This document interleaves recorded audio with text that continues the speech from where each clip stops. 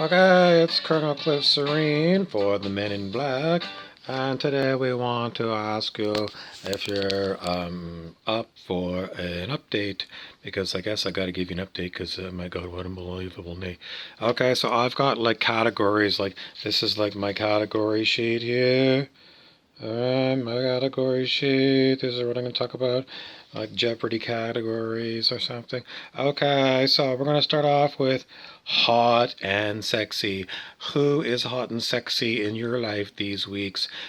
Pretty much the hot and sexy people that I've seen during the past week.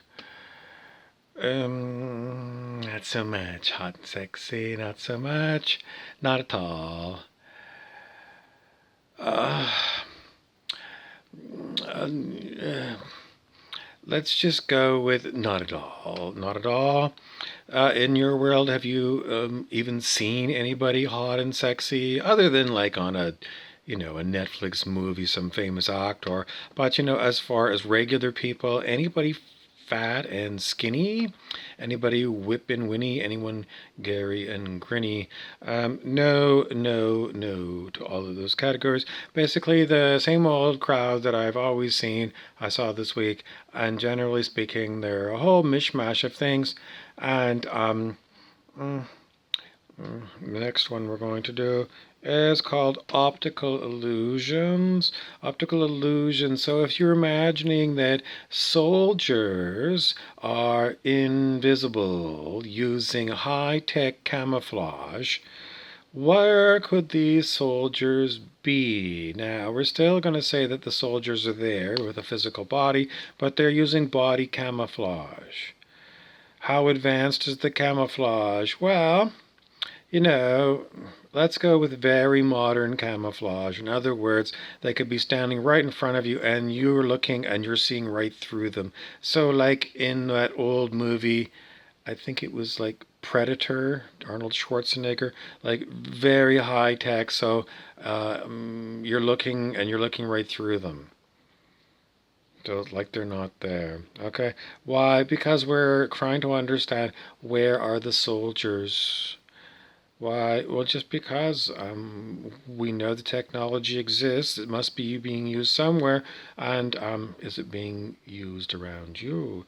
The next one we're going to look at is hot and sexy. No more homosexuals. Why? Well, generally speaking, if you're in the army and you're homosexual, you're belonging to the Navy, and you probably hang out around San Diego. Unless you're from the deep south, in which case, well, I don't know.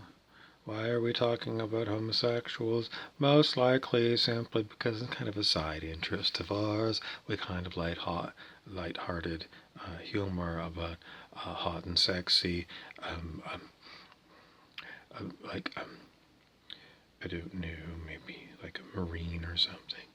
Okay, next one we're looking at is hot and sexy for all double jeopardy. Hot and sexy. Who is the hottest and sexiest man alive today? Most likely, it's mm,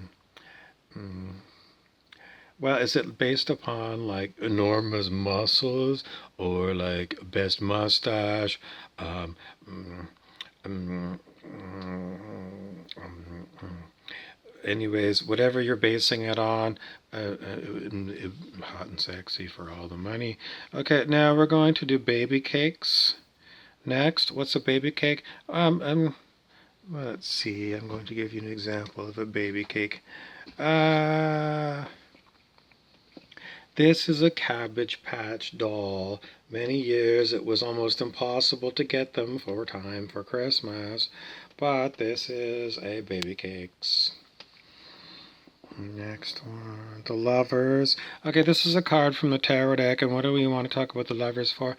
Most likely because are you interested in like dating? Are you using dating apps? No, maybe you're doing like I don't know how you're doing the lovers, because if you're single, you're pretty much going to be single for a lot longer, given the fact that, you're pretty much living alone. E is for evil. Okay, what do we want to tell you about what's going on with the extraterrestrials and the campaign to stamp out evil? We noted that, just in random walking around town, checking up in the sky, we haven't seen a UFO in about 2 years. So where are the UFOs? We used to see all kinds of UFOs. Seriously, we look every night, every night.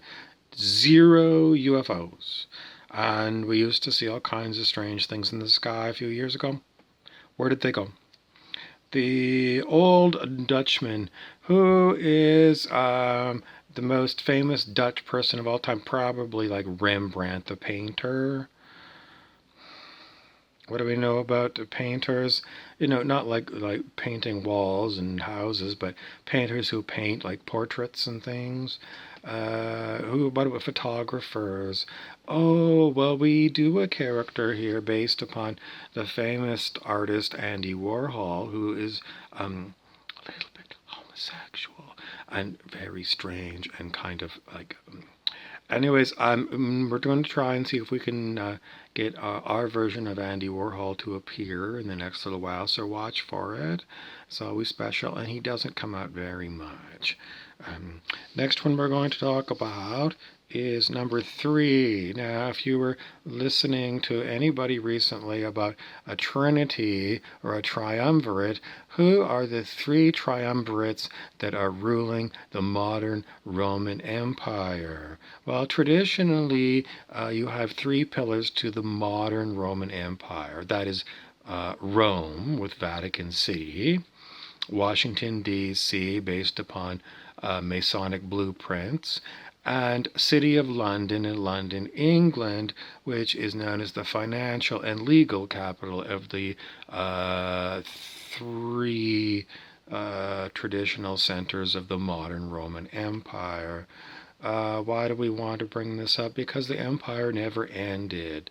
And famously, way back in ancient Roman times, there was a triumvirate that like 3 strong people together who ruled the Roman Empire. And what else do we want to talk about? Well, who are the actual powers in these 3 centers?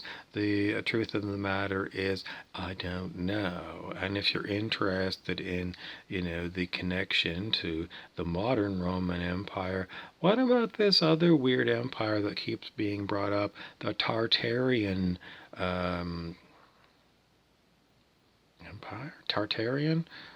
Or Tartarian? It sounds like tartar, cream of tartar, or Tatar, which is like from the Russian steppes. Who might this be? Tartaria? Well, I don't know, this idea that somehow there was a secret great empire that had modern stuff, and there was all kinds of weird things like a flood of mud. Was this the Great Flood of water? No, this is a mud flood, and some of these buildings still survive, but the bottom 2 floors are buried under solid, what we think is ground or packed soil, but people who have excavated say no, it was like a mud came in, like 2 stories worth of mud, and covered up the bottom 2 stories of this building. And okay, we're going to move on to Pindar, Laurent, and Yoshi. These are our reptilians here on this channel. And Pindar is on the Hutch spaceship, and so we're not in regular contact. We give a shout out, and it's always there, Pindar. Laurent is with us all the time. Laurent is a clone of Pindar.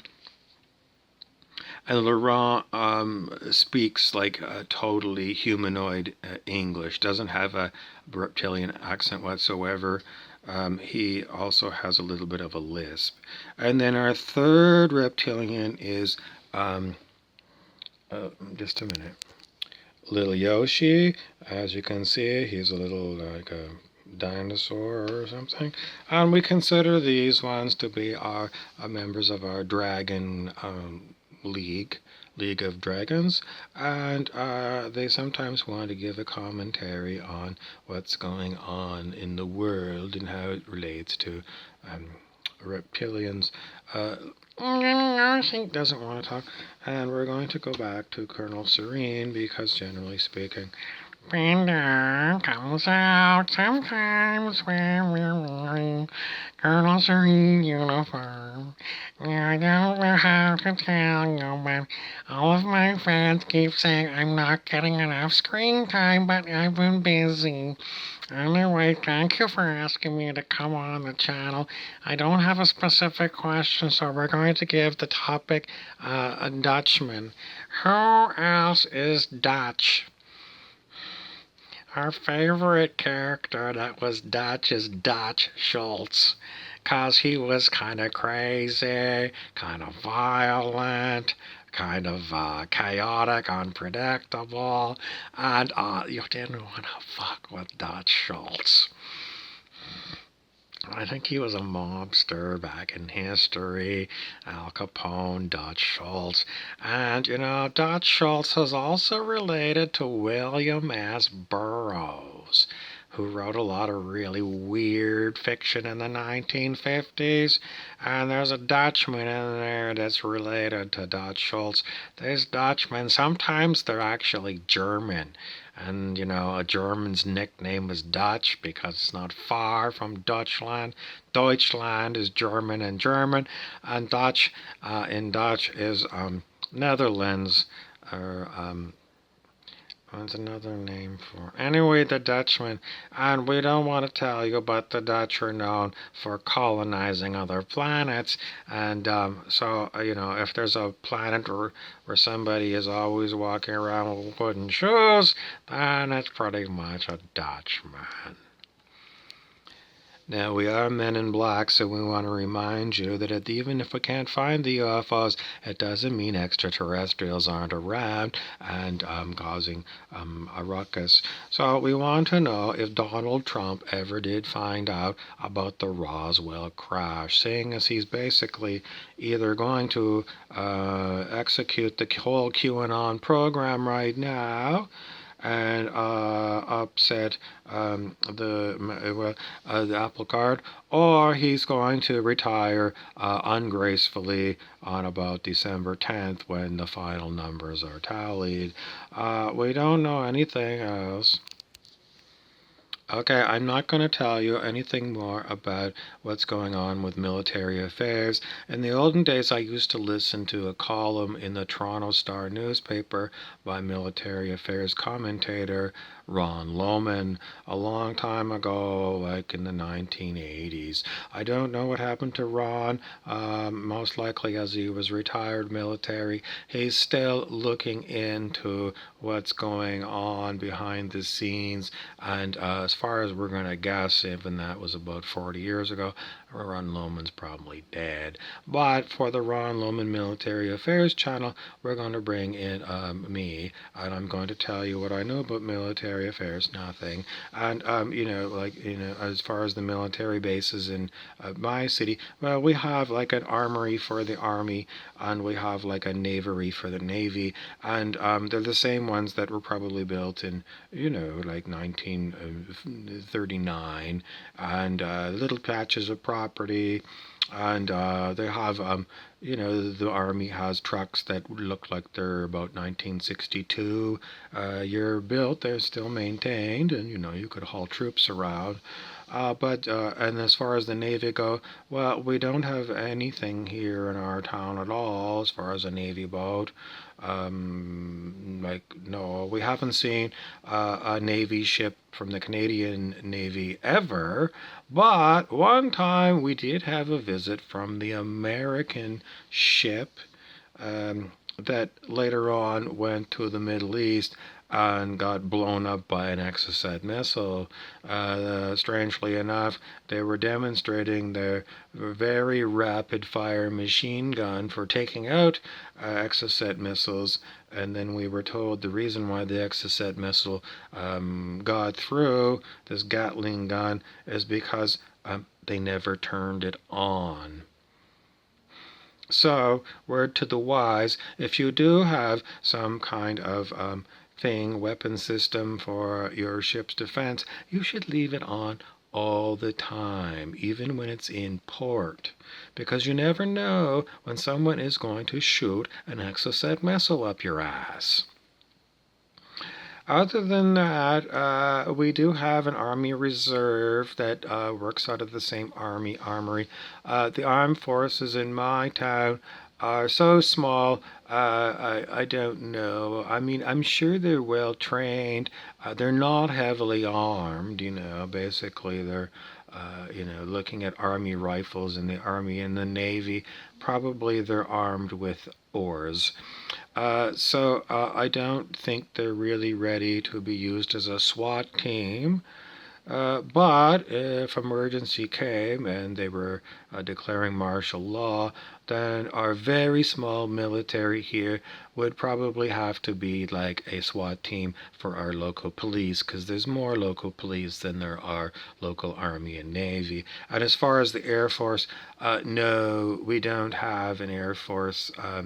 We have air cadets, like if you're like 14 years old and you want to learn about flying planes, they have air cadets. I don't even think they have a Cessna for the air cadets to fly in, but there's private Cessnas. But no, there's no Air Force League here.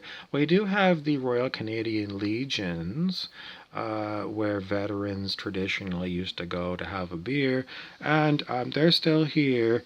And we do have a number of ex-military people that live in town, and I sometimes see them around, but generally speaking, they're unarmed. They're not, issued a weapon to keep in their house in case of, insurrection or looting and pillaging. So, if you could manage to get them, guns, I'm sure they know how to use them.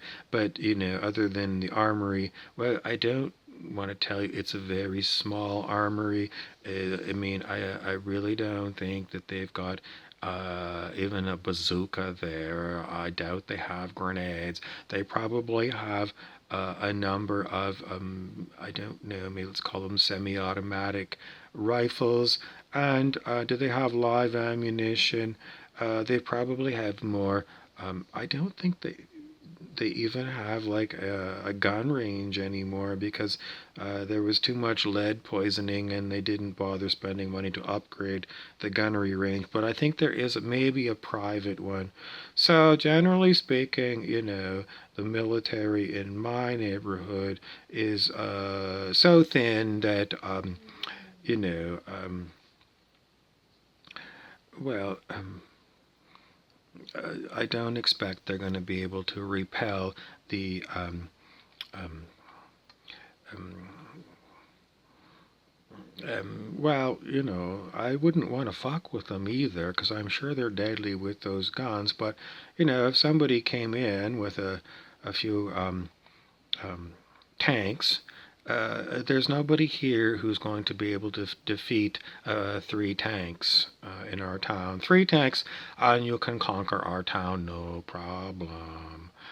What else do we want to talk? Well, military affairs. Why is it that we don't have a bigger military? Well, we're just in the middle of Canada, and we're not near any border except for the USA. And seriously, the Canadian military equipment is pretty old. Like the jets are like from like designed in the 1980s, CF-18, and so if the American patriots decided to liberate us from um, um, our current state of affairs, well, they could just drive across the border with 3 tanks, and we would all say we surrender or something, if you wanted to, take us over. But by the same token, you have to remember that pretty much all Canadians can speak American English and can blend in with Americans pretty easy. And if you want a fifth column in your country after you've invaded ours, I wouldn't say anything other than it's still highly unlikely. Canadians really are not militaristic at all. Not at all. Seriously, like, so, what else do we want to talk about military affairs? Well, we wanted to remind you that there were stories that the extraterrestrials have got high technology that can disable like ICBMs of the US or the Soviet Union, intercontinental ballistic missiles, nuclear tipped. And, is it true or not? Well, these are like the back pages of the internet and there's juicy gossip in there. Is it true? They're never going to tell you that the UFOs disabled the nuclear systems of these countries. But on the back pages, there's people who report that they were military at one time or another, and they at least get some actors to say they are. And they might say that that's true. Is it true? I don't know how you're going to check out these actors to see if they're. I think we've done enough. So I didn't cover everything that's on my list here, and I'm going to have to try to do some more of these topics in another video. If you still want to know what happened at China Lake, the huge earthquake that was there, and originally we called it, most likely it was an assault on a deep underground military base, a dam. There's another place that you really need to start listening for. Tonopah, which is like somewhere like it's either like around Death Valley, kind of California, Tonopah. It might be over in Nevada, but it's right around that kind of an area, that desert area, Tonopah. Pretty much Tonopah, Nevada has an earthquake every day and has been for since we've been following this story, pretty much, let's go with like 2 years. Every day there's an earthquake at Tonopah. What the heck is going on with the earthquakes in Tonopah? Clearly, these are not natural. These are man-made earthquakes at Tonopah. Are they testing nuclear bombs underground? There's a treaty that says that you can only test them underground. Is that what they're doing? Enormous tests of bombs, creating earthquakes? That's what we're going to go with. We think at Tonopah, Nevada, that it's a test site and they are testing explosives, enormous explosives, every day. Why? We don't know. What other possibilities? I don't know. What else? I mean, seriously, are there like 300 or 750 caverns underneath Tonopah, Nevada, and they're just going from cavern to cavern and using a big nuclear bomb to blow their way in and destroy dumb after? I don't think so. I don't think there could possibly be that many underground caverns under there that you got to use a nuclear explosion to get rid of. But something is going on there big enough to make an earthquake that's measurable by typical seismic equipment. So if you're anywhere near Death Valley, keep your ears open and give us a comment on what you think is going on at Tonopah.